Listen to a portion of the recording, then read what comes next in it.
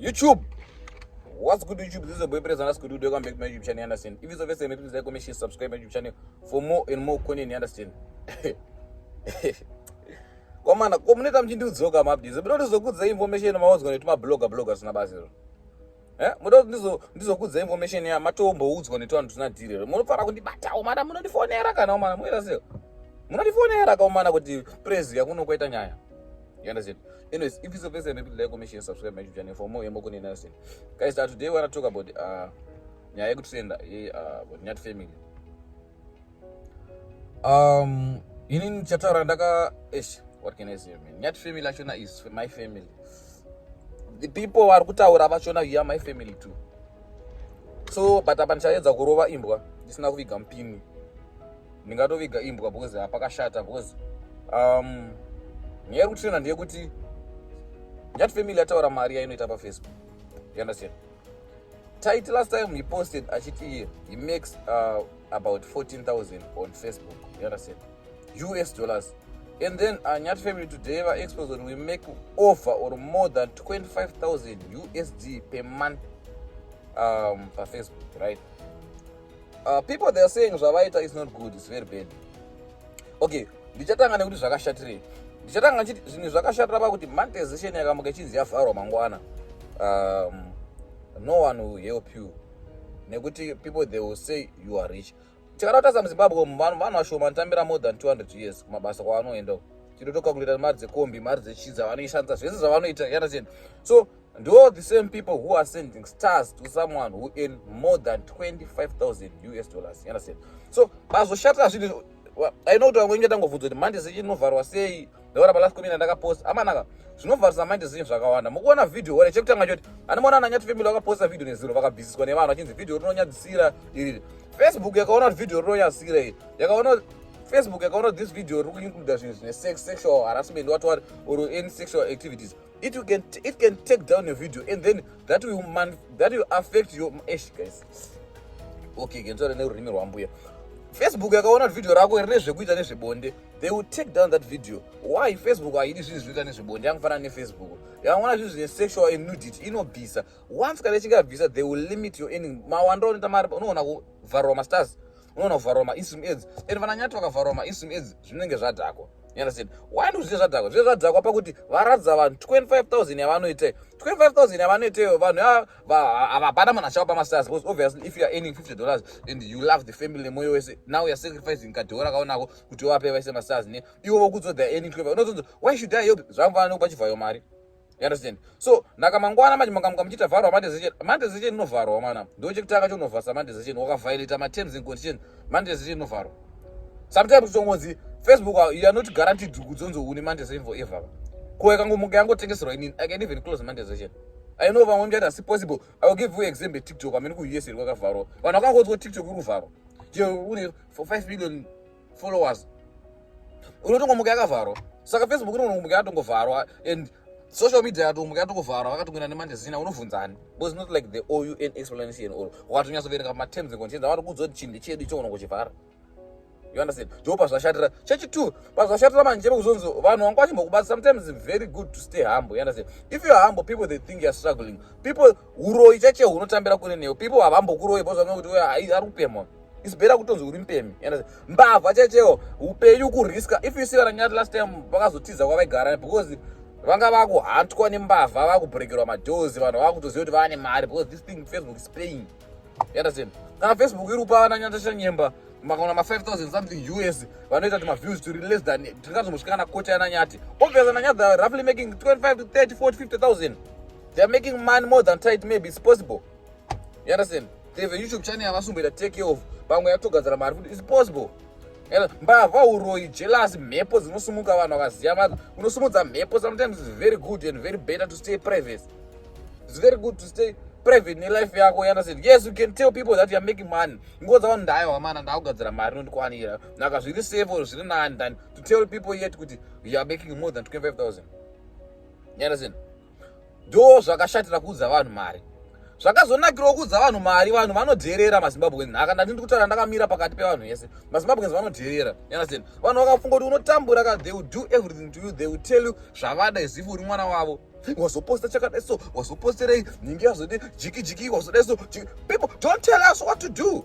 Musi ndakafunga ndira kuvhura pedo. That's why mukaona musi ndakapopota, musi I end up telling vanhu chokwadi. Amana, musi ndafunga ndiri mumba mangu ndakarambeda pangu kuti I want to open a YouTube channel or I want to open a Facebook channel. No one was there. No one supported me. No one bought me data. Ndakazvifunga ndega, ndakazvita ndega, ndakandichaita zvandoda papeji pangu. You understand? So Nyathi kuti andimublame to that side because nyaya zvakaposta zvinyadzi zvanyana zvakaposta nezve sexual nezvebonde zvinonyasira zvikunzi vakati. That's why you see vana Tytie they make more money. Viral videos, chakanakira viral videos aya anonyasira ka, hauna chinhu chaunofanira kutaura, hauna broken English chaunofanira kutaura, hauna nyaya unofanira kutaura, kungoposta panje viral. Kungoposta, that's why viral videos they don't put sound, kungoposta my life story so that munhu yangu asingataura no okay, apa munhu abvisa bruka, apa munhu aita bonde ka. Oh. Because many people they don't want to do that content because vanotya kucriticize nevanhu. So painoitwa nevanhu vasingatyi kucriticize inoenda viral. If you check Nyathi akadhiliswa video nezuro aridzora nhasi, it's almost a million also. Video radzoka rokutrenda kuti. You understand? Video rakanobata last time akadzurwa video achitanga ratogadzira more than $1,000 ranga ratoita almost half a million. Kuiro rakamugadzira mari pamwe ratomugadzira ma 3,000 one video. You understand? So sometimes wakanya roterera vanhu futi when they will control your life. Unoudzwa zvekuita unondombotonzi mangwana asida kuona online pa Facebook. So izvi zvinopa mukusaizwa. I want to ask you guys, I want to tell you something. Mukuona Tytie asaizwa nevanhu because akagara amisa vanhu, akagara dzikamisa vanhu kuti holani, cool down, musanjairire. Adabasa nemi. You can't tell him what to do. You are not the ones who are changing my life. You guys are life in my viral videos. No one will tell Tytie to delete this video. But akagara amisa, sometimes when another misko, sometimes people they control too much, you understand? So sometimes when another misko, let's go my breaks to holani. Mirai, zikamai. Don't tell me what to do. You understand? Naka izo so zvakanaka but zvazoshatirawo futi manje pakuti hapasina brand rozoda kushanda neyo. You understand? Look at Tytie haana brand kana one raanoshanda naro. Why? The first thing is he thinks it's too expensive to work with people. You understand? The second thing is like no one wanna work with Tytie because hapana munhu anonzi ada kushanda nebrand rezvinyadzi. Imagine there's a church yavhura ida kumarketa through Tytie. How do they market na Tytie vanoposta magaro? That's the disadvantage. Tytie he only works with one brand Roino, and maybe akango Roino yakasigna that brand vasati wanyada posta magaro, maybe it was a 5 years contract, no one knows. Maybe but and brand achina anongoposta here and there. Ndopa zvazoshatira pakuti no one will work with you in future because vanongo ingoti uri kunyadzisira. You understand? Ndopa zvazoshatira ipapo manje pakuti hapana anozoda kushanda neyo in future. So yeah, that was the story for today, man. Nyathi Family yaudzayo vanhu kuti isusu we earn more than 25,000 because with my brand deals, my adverts, nene, probably vana Nyathi they are making around 50,000. But now we want to see change in life. Now we want to see them buying a car. Now we want to see them buying a stand. You understand? Yes, they have a shop. Last time ndakataura chiti okay, kwa Nyathi vakati kuvhura shop kana mu CBD town mara since they have audience yakakura, they can be supported nevanhu vachitenga mushopu mavo. Imagine wopinda kana Bhawa mutown muna Julius Nyerere na Kwame Nguruma na Kona Mlunjukwa. They can make a lot of money than kuma farms. Yes, they can leave that shop my farms. Inina, who am I to tell them I don't have any money, but sometimes you can have wisdom. Yo, that's crazy. Sometimes Mwari can bless you with wisdom. What I bless anybody? Yes. So I am wisdom is statistically blessed. Yes. I am blessed with wisdom, but I'm not blessed with money.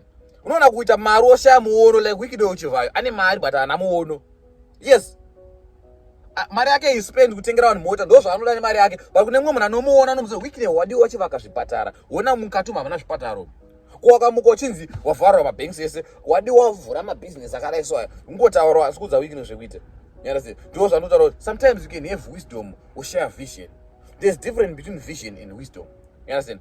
And then to the other side, Shadayo attack on Nyathi Family zvanzi. Hakuna vanhu ena more than 25,000 US dollars vano donate muchato. Sometimes which is true.